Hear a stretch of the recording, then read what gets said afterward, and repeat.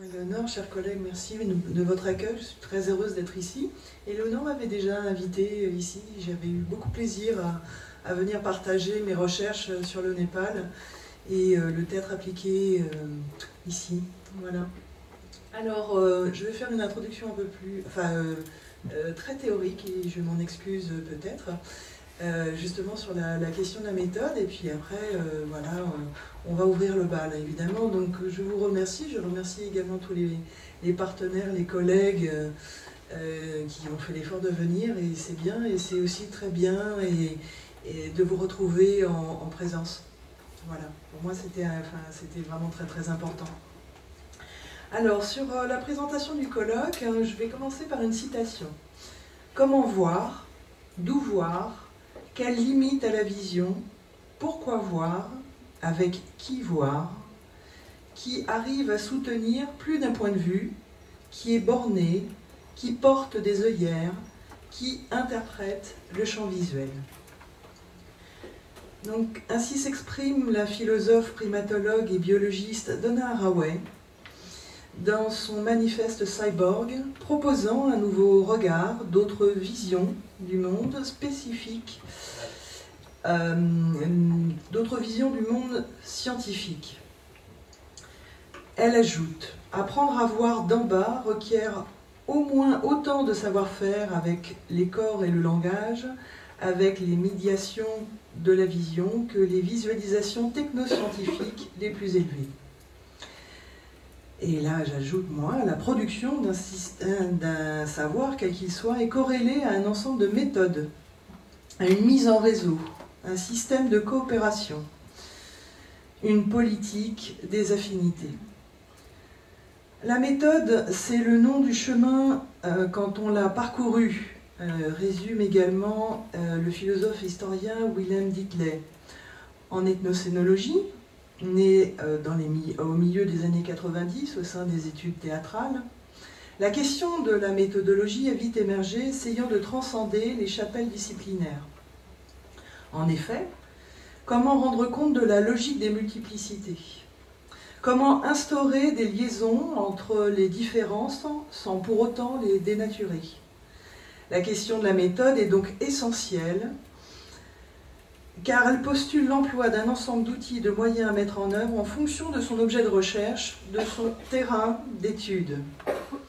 Grâce à l'approche transdisciplinaire ancrée dans l'anthropologie des mondes contemporains et à une approche ethnographique, l'ethnocénologie a développé des méthodes concrètes d'enquête de terrain.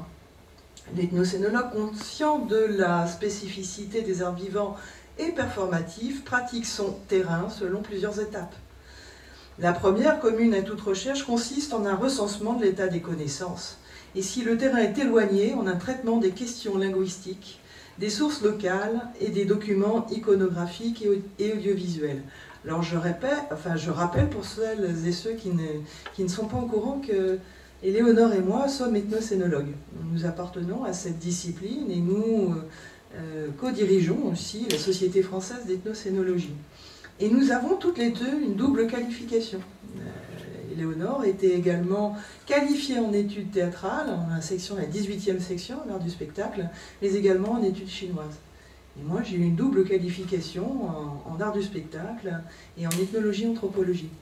Donc en fait, c'est pour vous donner un petit peu la saveur transdisciplinaire que nous souhaitons donner à ce colloque. La seconde étape de notre méthodologie aborde la production des données d'enquête, des sources de l'information, et ces informations peuvent être multiples, à la fois acteurs, actrices, danseurs, danseuses, musiciens, musiciennes, responsables locaux, chefs de troupe, apprentis, tout le monde, lorsqu'on travaille en art vivant, une majorité d'informateurs peuvent avoir un savoir global et précis de leur art.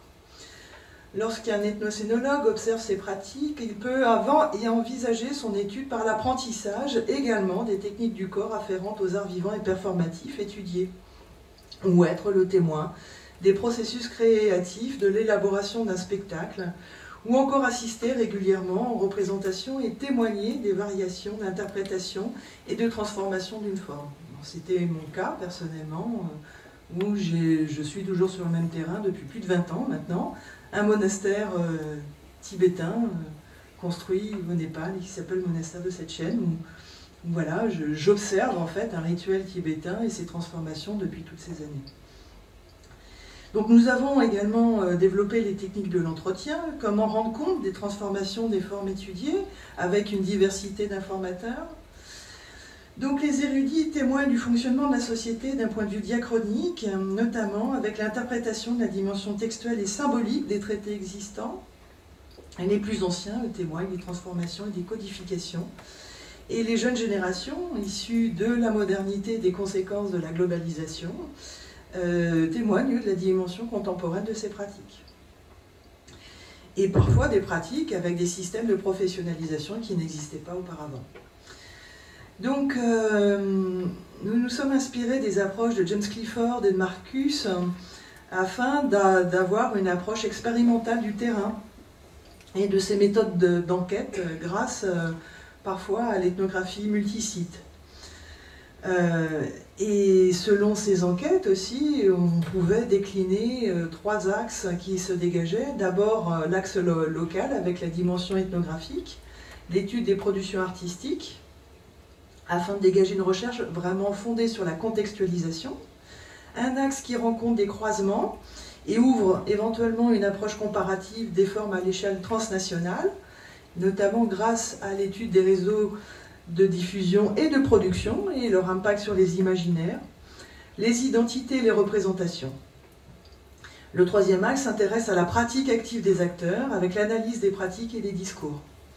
Cette étude des pratiques actives a pour fonction en particulier, dans un contexte de regard inégal, de dépasser l'ethnocentrisme fidèle à sa posture postcoloniale de départ.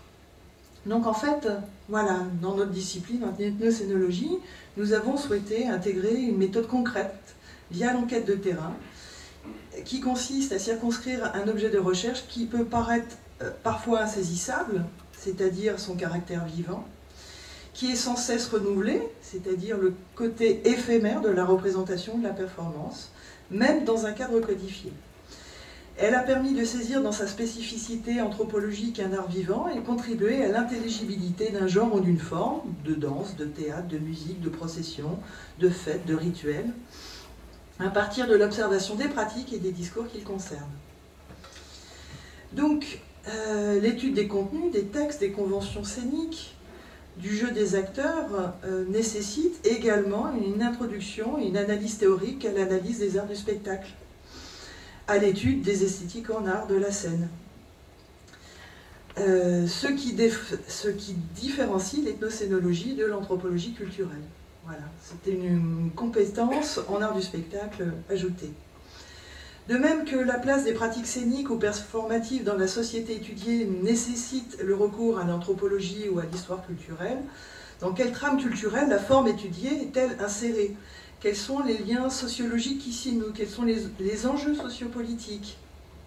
Évidemment, toutes ces questions diffèrent selon les objets d'étude. Donc, notre proposition transdisciplinaire a favorisé l'émergence de nouveaux types de chercheurs-chercheuses formés en ethnocénologie. Alors, évidemment, je ne veux pas égrener toutes nos références, il y en a de multiples, avant de Eugenio Barba, le metteur en scène Eugenio Barba et l'anthropologie théâtrale, donc il sera question aussi lors du colloque. Eugenio Barba, lui, parlait d'une connaissance tacite. Nous avons aussi de tous les anthropologues qui nous ont inspirés, ou philosophes, comme Marcel Mauss, Marcel Jousse, François Laplantine, pour ne citer que. Voilà. Donc, j'en viens à la nécessaire conjonction avec l'anthropologie, les mondes contemporains, les artistes, pour tout type de pratique. De surcroît, à l'heure de la multiplication des écrans et de l'envahissement des images sur tous les supports de communication, des phénomènes migratoires, des processus de délocalisation, de déterritorialisation, de tourification, j'y arrive, de masse, les frontières réelles ou symboliques, les perceptions sur l'altérité ne sont plus les mêmes. Toutes les études sur le postcolonialisme, le postmodernisme modernisme, démontre que nous sommes à présent dans l'ère du branchement, je prends l'expression de John Wemsel, du tout-monde, comme dirait Édouard Glissant, de la transculturalité, de la transnation, de l'hétérogénéité, comme dirait Arjuna Pardurai, voire de l'hybridité ou du cyborg, pour reprendre Donna Haraway. D'où l'exigence d'une discipline rigoureuse et consciencieuse dans son approche et ses méthodes. Marc Auger et Jean-Paul Collen, dans un ouvrage récent consacré à l'anthropologie, écrivent « Le mot « terrain » qui désigne à la fois un lieu et un objet de recherche est devenu un mot-clé du milieu anthropologique. On fait son terrain, on revient du terrain, on a fait un premier terrain, on entretient un rapport au terrain, etc. etc. C'est pourquoi, s'il importe de se préoccuper de méthodologie, l'art du terrain, comme il a été parfois appelé, ne s'apprend pas dans les livres. C'est l'épreuve du terrain, comme on dit depuis Freud, l'épreuve de la réalité. Donc voici 2 jours riches en échanges et débats qui, j'espère, aboutiront à de nouvelles perspectives épistémologiques et méthodologiques. Et j'ouvre en fanfare cet art du terrain avec vous. Et voilà, nous allons être à l'épreuve de la réalité et la réalité du premier colloque aussi.